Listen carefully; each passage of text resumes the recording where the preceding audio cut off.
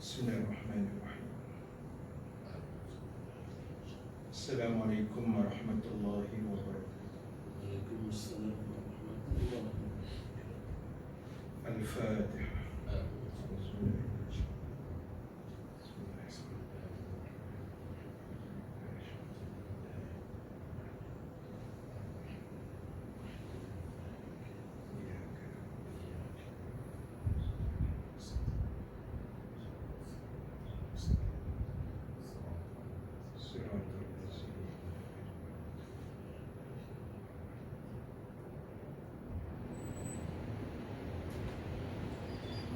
Alhamdulillahi Rabbil Alamin.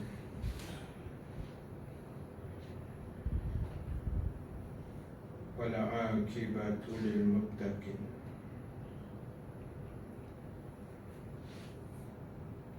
Wala udwana illa 'alal zalimin.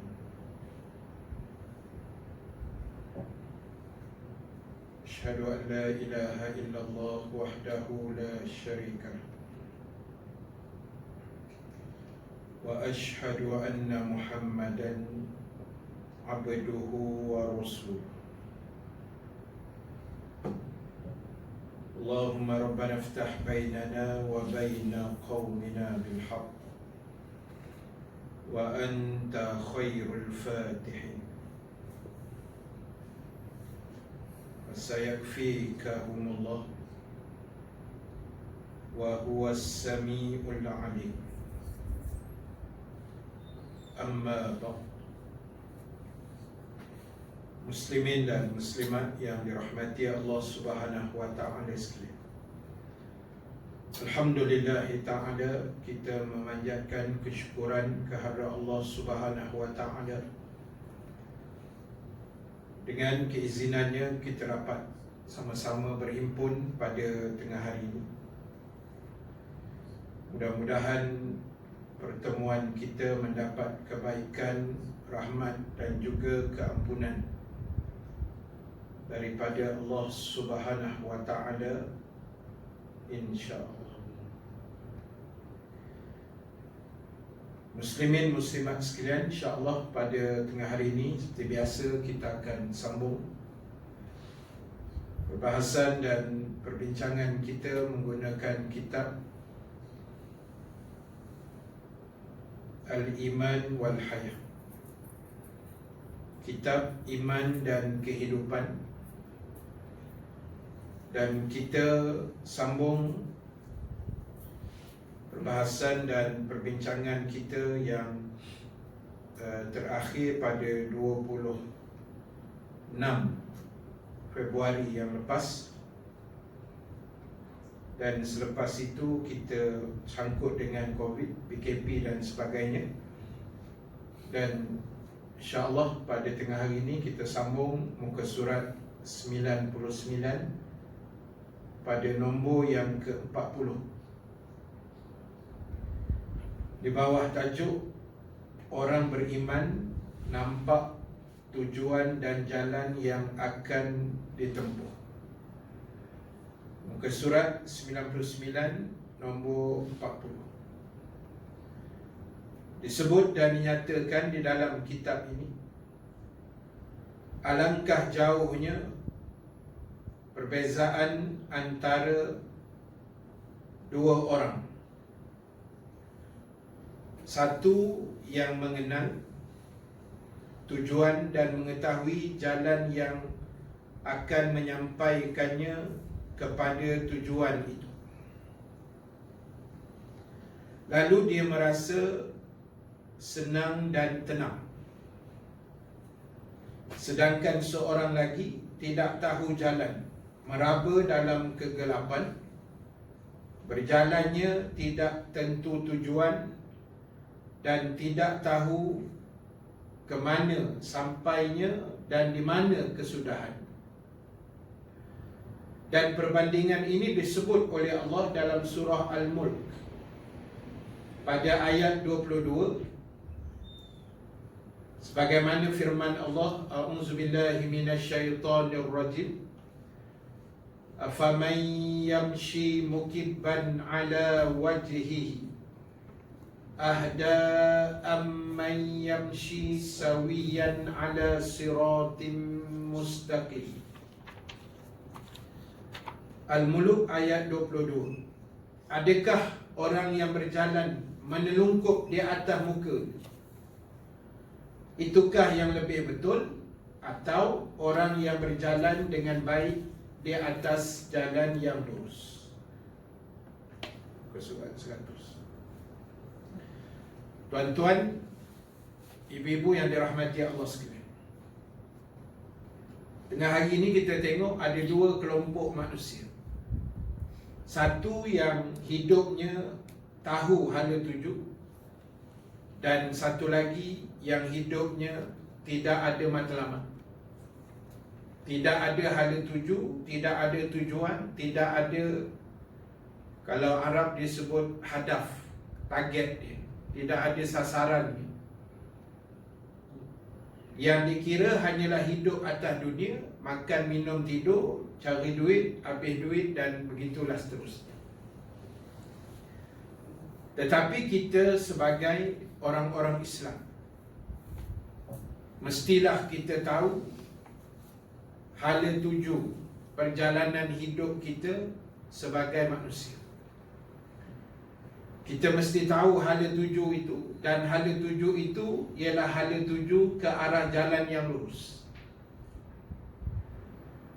Allah Subhanahu wa ta'ala telah memberikan kita terlalu banyak panduan dan juga sumber-sumber jalan untuk kita tahu ke mana kita nak pergi. Sebab itu wajib saya, tuan-tuan dan ibu-ibu juga mensyukuri di atas segala nikmat yang Allah kurniakan pada kita, terutamanya nikmat sehingga ke hari ini kita masih hidup. Di saat catatan yang direkodkan hampir 1 juta manusia yang mati akibat COVID-19, 800,000 lebih nyawa yang telah melayang sejak Disember 2019 sehingga ke tengah hari ini. Tetapi di celah itu, alhamdulillah, kita masih hidup. Walaupun kita melalui tempoh yang sangat getir juga, bermula Mac dan seterusnya. Ada di kalangan kawan-kawan kita yang mati akibat COVID, saudara mara, anak-anak murid, jiran-jiran kita, rakan sekerja kita mungkin. Tetapi Allah bagi lagi kita ruang untuk meneruskan hidup. Dan peluang ini, para sahabat sekalian, kita kena ambil, dan kita kena perbetulkan semula bersempena dengan bulan Hijrah ini, bulan Muharram ini. Kita kena kemaskinikan balik, kita kena semak balik, tengok balik apa yang boleh kita nak buat penambahbaikan. Itu dipanggil hijrah. Ubah tu makna buat penambahbaikan. Semak, tengok balik. Orang kata check and balance, tengok balik. Mana ibadah yang kita rasa kita buat dah cantik, alhamdulillah, teruskan. Mana ibadah yang kita rasa ada benda yang kena touch up balik, tengok balik, kita semak balik. Ada benda yang kita boleh tambah, kita tambah. Yang boleh kita kena ketatkan skrunya, kita ketatkan skrunya. Gambaran dia begitu. Sebab peluang ini hanya diperolehi semasa hidup saja. Bila meninggal, dunia habis. Tadi saya sebut last kita kuliah 26 Februari, hari Rabu lah. 27 esok tu mak saya meninggal dunia. 27 Februari hari Khamis, malam Jumaat. Bila meninggal, habis dah lah.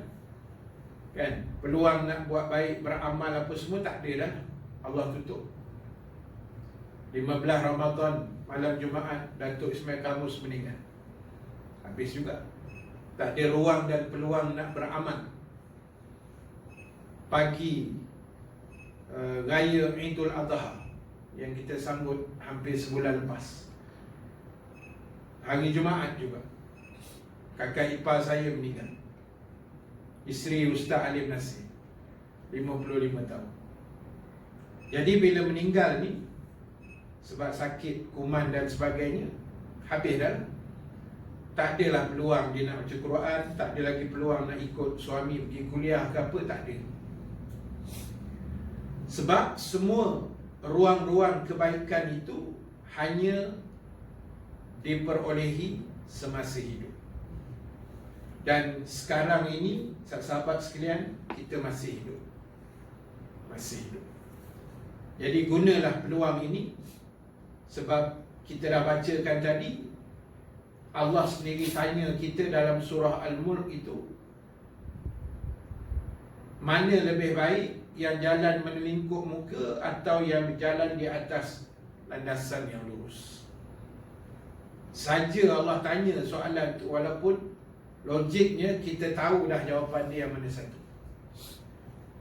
Sebab Allah Ta'ala dia nak peringatkan kita benda-benda macam ni, supaya kita jangan terlajak sangat, supaya di dunia ni kita jangan terlebih berbanding apa yang diajarkan oleh Nabi SAW. Hebat macam mana pun kita, cerdik pandai jenius macam mana pun kita, aturan-aturan agama kita tak boleh ubah. Dan jangan sesekali kita cuba untuk ubah, sebab itu boleh mendatangkan kemurkaan Allah. Macam saya sebut dulu, kadang-kadang manusia ni dia dah tak tahu apa nak dipikirnya. Terlampau banyak sangat dia memikir, dia tak tahu apa yang dia nak buat. Pernah beberapa tahun lepas, kalau tuan-tuan ingat, ada cadangan untuk mengubah solat Jumaat pada hari Sabtu. Beberapa tahun dulu, ada makhluk mana tak tahu bagi cadangan begitu, pasal guna kepala otak untuk memikir bahagian agama. Memang tak boleh. Kan, nama pun sebenarnya Jumaat, macam mana nak buat hari Sabtu lah? Logiknya begitu. Tapi dah tak tahu apa nak buat, tak tahu apa nak reka. Jadi mikir yang pelik-pelik begitu. Sama macam haji 2011, bila saya bawa jamaah haji pada tahun itu, ketika wukuf di Arafah. Wukuf ni Nabi kata kemuncak ibadah haji, Al-Hajjul Arafah. Haji itu kata Nabi ialah kemuncaknya wukuf di Arafah. Dan wukuf ni, tuan-tuan yang pernah pergi haji tak tahulah, tapi pada saya paling feel dalam buat haji ni wukuf. Paling seronok melontar. Itu saya lah. Berbanding tawaf, sa'i, wukuf, bermalam, kutip batu apa semua lah, paling seronok melontar pada saya lah. Sebab kita bergerak dari kemah, bawa batu macam nak pergi berjihad kan, walaupun batu kecil je, tapi seronok. Dengan ramainya orang, dengan berjalannya berkelompok, bawa bendera syarikat, bendera Malaysia apa semua, seronok. Dia kemeriahan, suasana jihad tu rasa. Tapi paling feel, paling syahdu wukuf lah. Sebab kita rasa hari itu, hari wukuf tu, kita rasa kitalah manusia yang paling berdosa di bumi Arafah itu. Jadi tengah kita feel sedih-sedih tu, datang Pak Haji seorang. Dia tanya saya, dia kata, Ustaz, wukuf ni 9 Zulhijjah kan? 9 hari wukuf kan? Saya kata 9 lah. Dia kata kalau tukar 8 boleh Ustaz. Kita semua nak kena jerut dengan KL semua. Tak ada kerja lah. termikir tidak apa aku nak tanya ustaz kat Arafah. Dia tanya soalan tu, memikir panjang akal, tapi tak kena gaya soalan tu. Tak payahlah, benda dah ditentukan, kita jangan pandai-pandai ubah, kan? Tapi kena ingat pula satu benda, benda yang Rasulullah tidak buat bukan bermakna kita tak boleh buat. Saya ulang balik ayat tu. Benda yang Rasulullah tidak buat, yang Nabi tak buat, bukan bermaksud kita juga tak boleh buat. Benda yang Nabi tak buat bukan bermakna kita pun tak boleh buat.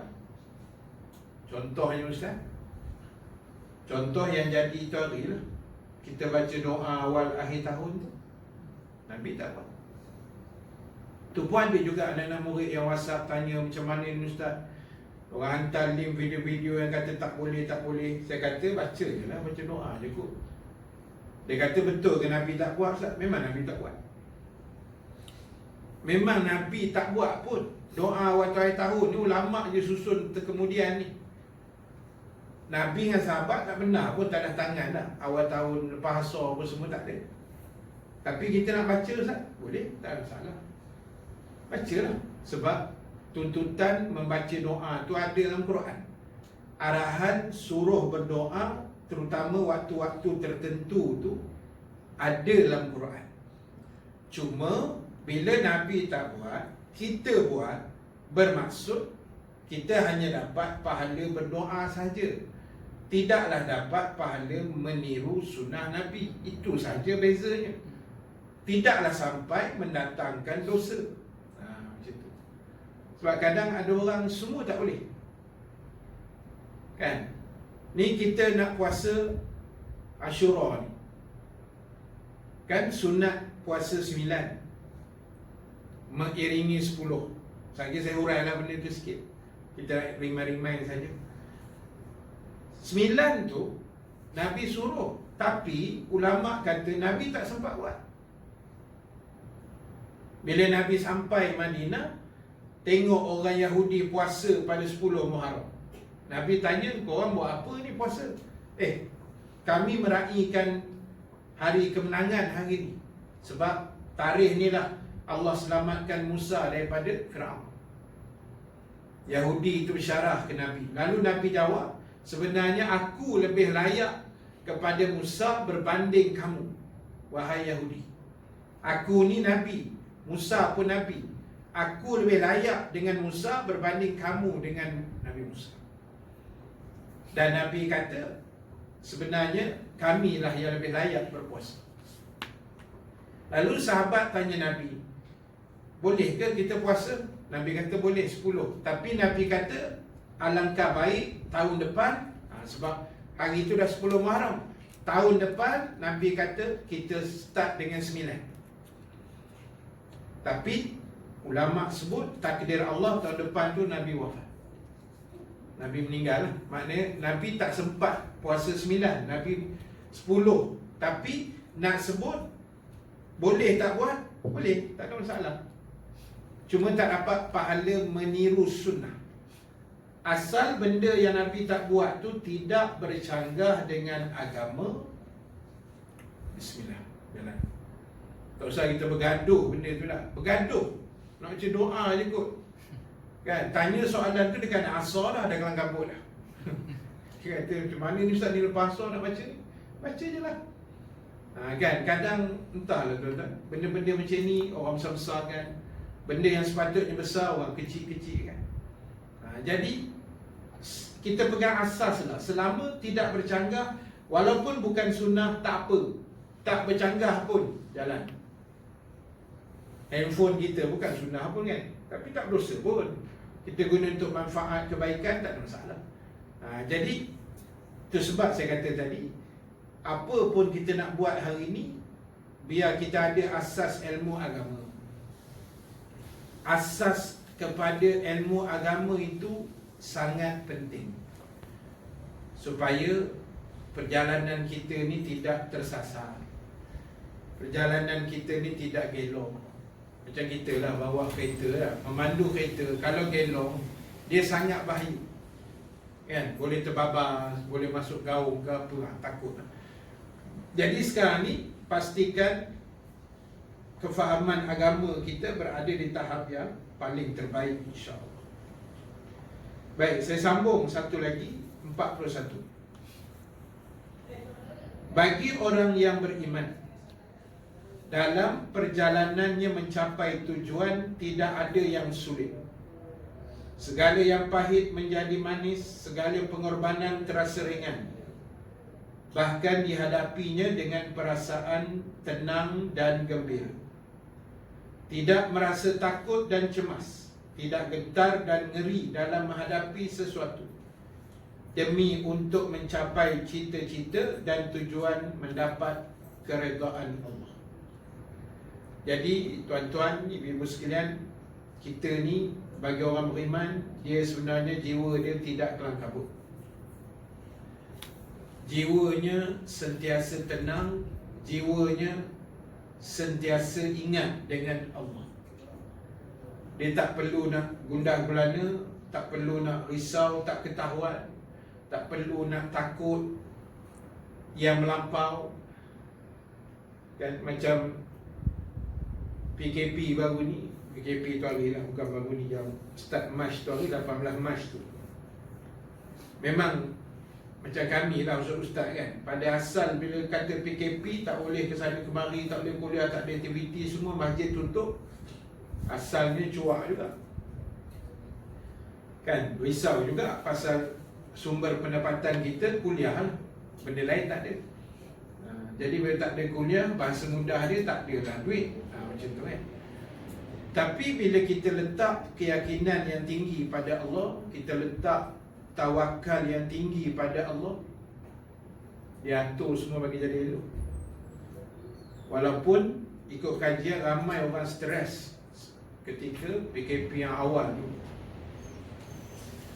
Saya jumpa seorang anak murid masa kakak ipar saya meninggal baru di Sungai Tani. Saya tengok, tapi saya tengok juga dah sebelum tu dalam Facebook ni, saya tengok badan dia tu kecil sikit. Dia mengisi lah, tapi saya tengok makin mengecil sikit. Jadi bila jumpa tu hari, sembang, saya kata, pasal apa nampak kurus? Dia kata, stres Ustaz. Stres masa PKP.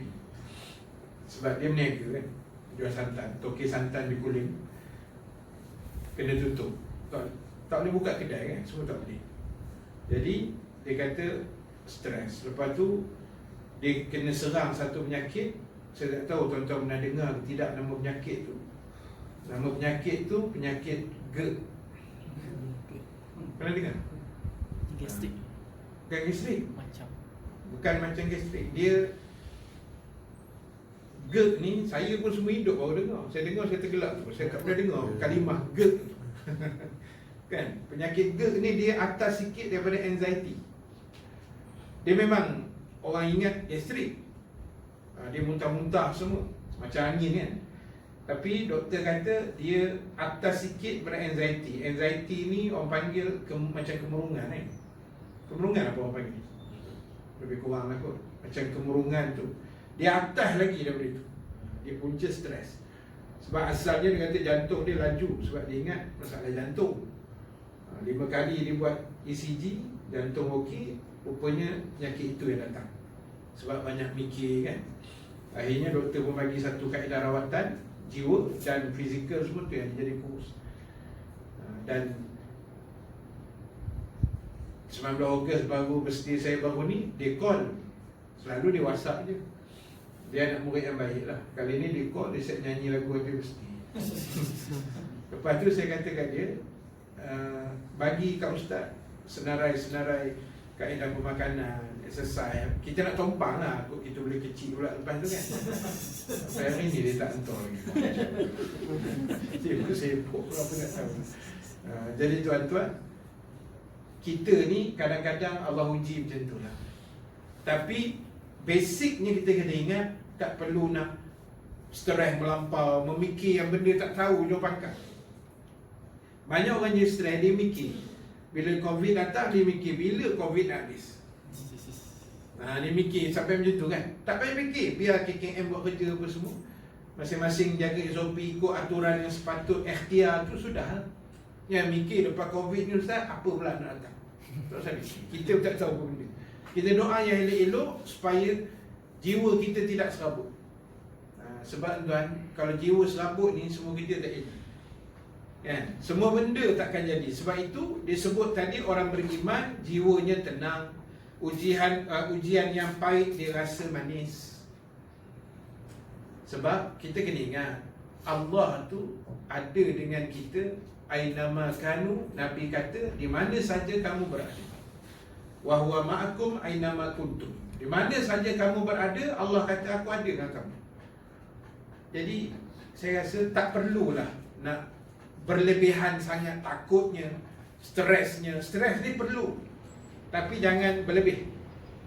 Kan? Stres tu perlu untuk motivasi kerja kan. Stres tu perlu, tapi tak boleh berlebih lah. Sikit-sikit tak apa. Jadi apa yang penting sekarang ni, bila kita mengaku kita ni orang beriman, mengaku ada agama, so jiwa tu kita kena jaga dengan baik. Tak payah nak tension tak ketahuan. Tuan-tuan baca dalam buku La Tahzan, kitab Dr. Ain Abdullah Al-Qarni kan, warna kuning tu.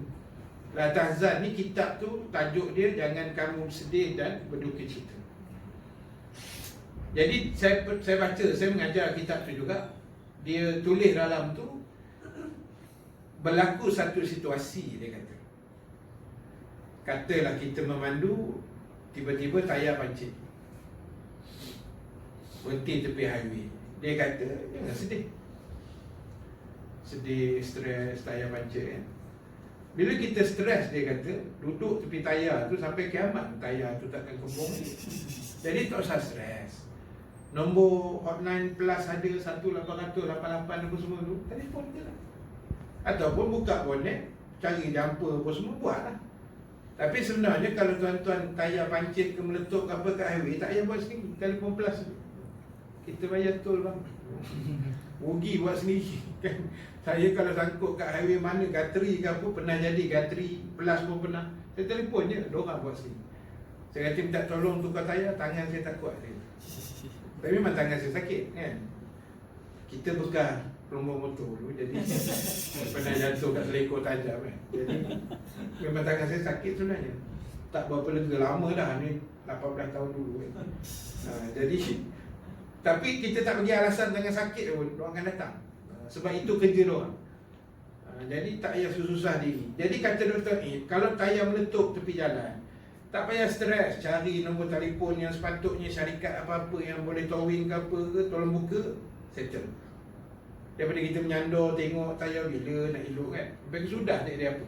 Jadi hidup ni dia ada jalan selesai. Hidup ni dia ada jalan yang Allah dah tunjuk. Allah ni bukan zalim. Dia buat kita, dia buat dunia, dia letak atas dunia, dia bagi garis panduan, dia bagi manual book, namanya Quran. Dia bagi, buka selak, apa masalah, tengok Quran, tengok Quran, tengok Quran, selesai masalah.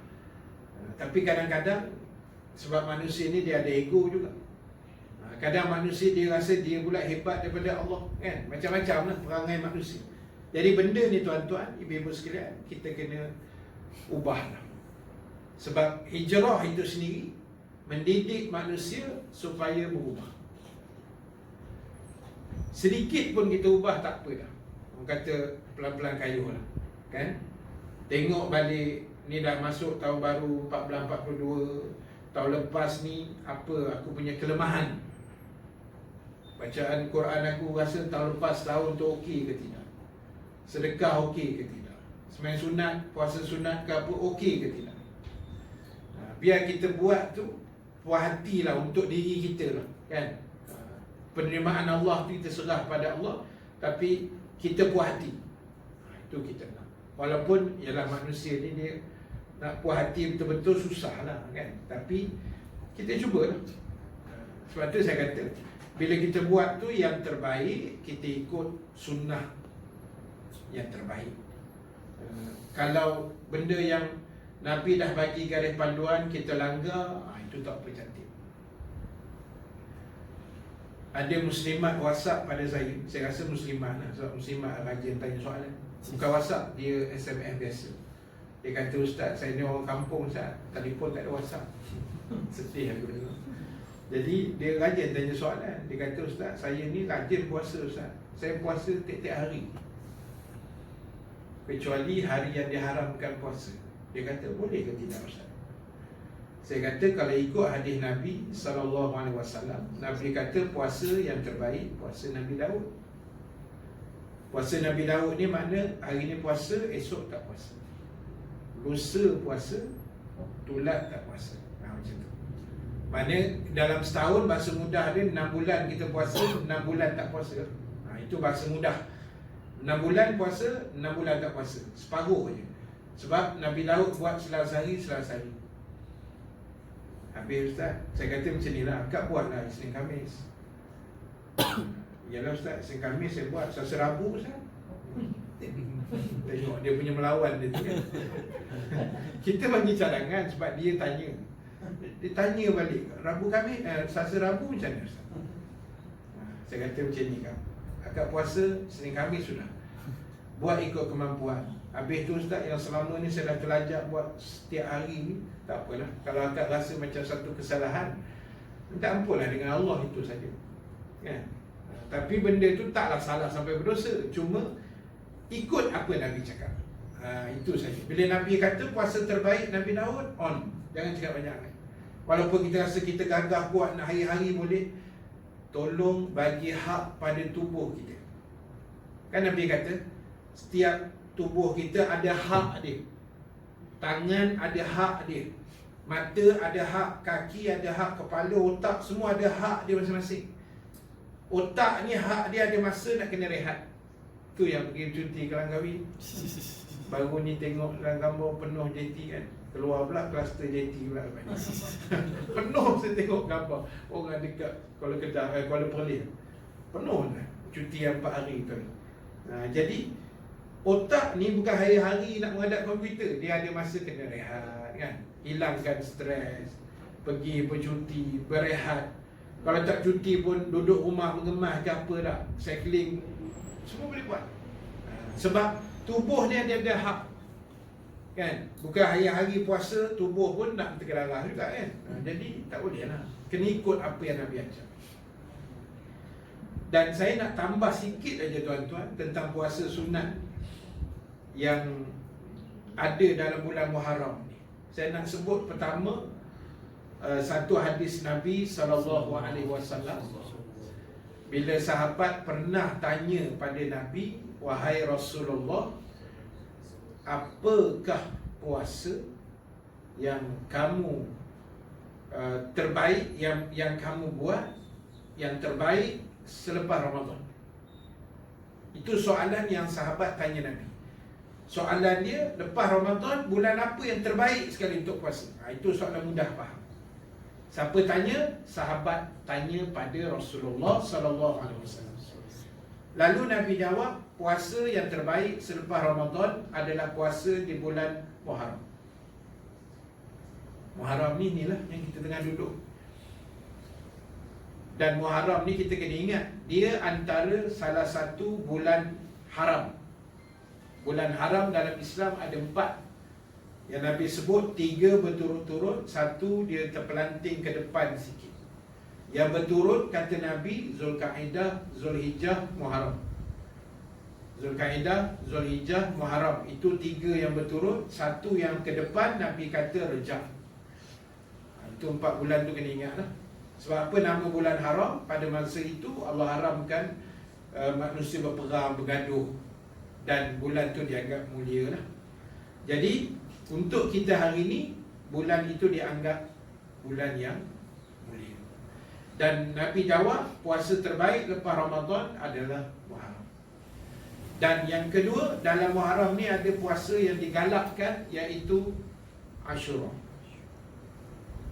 Dipanggil hari Ashura. Ashura tu bahasa Arab maknanya 10. Ya. Hari ni 7 Muharram. Besok Khamis 8, 9 hari Jumaat, 10 hari Sabtu. Jadi puasa hari Sabtu ni saya tak berani jamin. Itu je dah beritahu. Penceramah pun belum tentu lagi. Hari Sabtu lah, nak jalan kena cuti 3 hari kan. Senin cuti. Ya, tapi kalau boleh puasa, hebat lah. Itu je saya nak beritahu. Jadi sunatnya 10 Muharram berdasarkan hadis yang saya cerita tadi tu, tengahan kuliah tadi. Nabi tanya Yahudi, kamu puasa apa hari ni kan? Yahudi Madinah kata, kami puasa Ashura. Nabi kata, kami orang Islam lebih layak meraihkan kemenangan Nabi Musa itu berbanding kamu. Lalu sahabat tanya Nabi, boleh tak puasa 10? Nabi kata boleh. Tapi cantik tahun depan kita puasa 9 sekali. 9 dan 10 Muharram. Supaya ada beza sikit dengan Yahudi yang berpuasa 10 saja. Jadi soalan yang berlegar dalam kepala tuan-tuan ialah, berapa hari nak puasa? Jadi ada beberapa pilihan yang ulama letak. Yang pertama, kita sunat puasa sehari sebelum dan sehari selepas Ashura. Lebih cabar lagi lah. Maknanya Khamis, Jumaat, Jumaat, Sabtu, Ahad dah 9, Jumaat, 10 hari Sabtu, Ahad 11. Nanti saya tambah yang tu. Lepas tu pilihan kedua Ustaz. Pilihan kedua sama ada 9 dan 10 atau 10 dan 11. Maknanya Jumaat dan Sabtu atau Sabtu dan Ahad. Itu pilihan nombor 2. Pilihan nombor 1, 3 hari straight tadi kan, Jumaat, Sabtu, Ahad.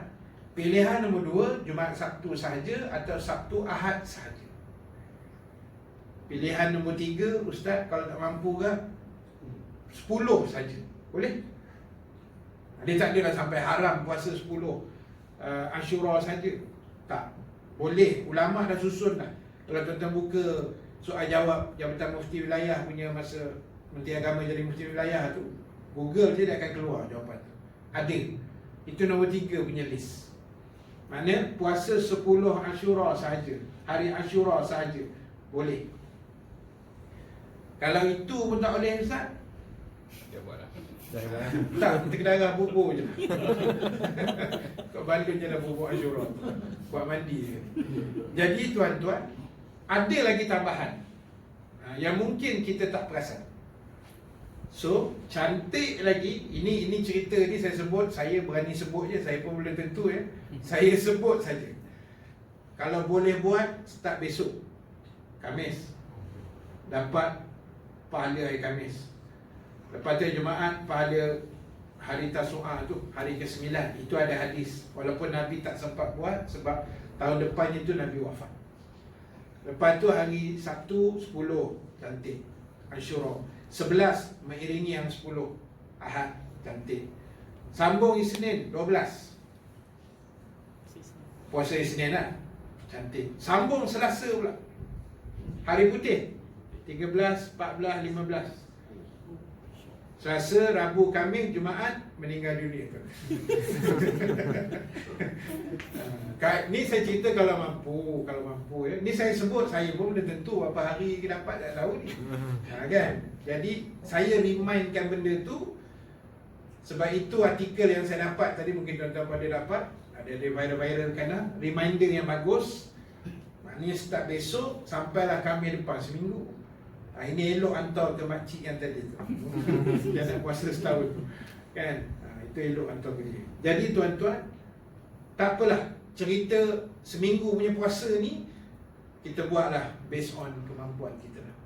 Kalau rasa Ashura saja, Ashura lah. Kalau rasa Isnin Khamis saja, Isnin Khamis. Kalau rasa memang tak boleh buat langsung, walaupun sebab uzur ke, tak apa. Tak boleh buat, memang malas nak buat, suka hatilah. Tak boleh buat apa dah. Kan, benda sunat saja. Tapi rugilah. Peluang tu cuba ambil at least 1 hari pun jadi lah. Kan? Saya sebut benda ni remind. Sebab kadang kita terlupa yang hari putih tu. Sebab Isnin tu dah cantik dah, 12 hari bulan Muharram. 13, 14, 15 tu dah hari putih. Kan? Hari putih ni setiap bulan 13, 14, 15. Itu pun ada juga orang pernah tanya saya, perempuan juga. Dia kata hari putih tu boleh ubah Ustaz. 15, 16, 17. Dia nak anjak pula. Pasal 13, 14 dia tak boleh puasa. Saya kata makcik ni cerita pasal bulan ni, bukan boleh ubah-ubah. Kan? Hari putih dalam Islam tarikhnya mesti 13, 14 dan 15. Setiap bulan itu dipanggil hari putih. Disunatkan puasa atau apa yang Nabi pernah sebut. Dan kecuali hari putih yang tak ada puasa ialah hari tasyrik sahaja. 11, 12, 13 tu. Yang 13 Zulhijjah baru ni. Itu je tak boleh. Itu hari dia haramkan puasa kan. Jadi apa kelebihan puasa Ashura 10 Muharram nanti? Nabi kata mudah-mudahan Allah ampunkan dosa kamu setahun yang lepas. Tahun lepas dosa setahun yang lalu. Nabi kata mudah-mudahan. Yang kita puasa Arafah itu hari, dosanya setahun lepas dan setahun ke depan. Dah cover 2 tahun lah. Macam tu lah. Jangan suka sangat. Cover 2 tahun, setahun ke depan tu kata ulama. Bila Nabi kata siapa yang puasa hari Arafah, Allah ampunkan dosa setahun yang lalu dan setahun ke depan. Setahun ke depan tu bukan bermaksud kita boleh buat dosa lepas tu dah tercover macam tu lah. Sebab dah masuk pahala tu kan. Dosa setahun ke depan maksudnya kata ulama, mudah-mudahan Allah pelihara kita daripada buat dosa. Dijagalah. Itu maksud setahun ke depan tu kata ulama. Itu yang dah lepas dah puasa Arafah. Kita nak sembang hari Sabtu, Ahad, Jumaat, Sabtu ni puasa Ashura. Nabi kata pahala setahun yang lepas, diampunkan dosa. Jadi tuan-tuan, ibu-ibu sekalian, itu yang saya boleh share sikit pada tengah hari ini. Ambil peluang yang ada. Kita masih hidup, mudah-mudahan ada lagi kebaikan yang mampu untuk kita buat sebelum Allah ambil nyawa kita bila-bila masa. Dan apa pun kita doa yang terbaik pada Allah, serah pada Dia. Dialah segala-gala. Kita tidak ada kekuatan melainkan kekuatan yang diberikan Allah kepada kita. Terima kasih. InsyaAllah ada rezeki tersambung bulan depan dengan izin Allah Subhanahu Wa Taala. Terima kasih pada muslimin-muslimat yang hadir pada tengah hari ini, yang menonton pada tengah hari ini. Mudah-mudahan diberkati Allah. Dan satu saja pengumuman, saya ada bawa jualan, tapi ini lebih untuk muslimat sebenarnya, kain batik. Kain batik Terengganu. Kalau lelaki nak beli untuk isteri pun boleh juga. Harganya RM20, kain batik daripada Terengganu. Ada ipar saya ambil daripada kawan dia yang punya kilang di Terengganu. Memang direct ambil dari sana. Jadi benda tu ada dalam bonet. Siapa nak kan, intai-intai je lah dalam bonet kereta tu. Kalau ada, beli-beli, tak ada pun tak apa, tak ada masalah. Jadi itu saja, terima kasih. Aku qauli hadza wa astaghfirullahal azim li wa lakum. Wassalamualaikum warahmatullahi wabarakatuh.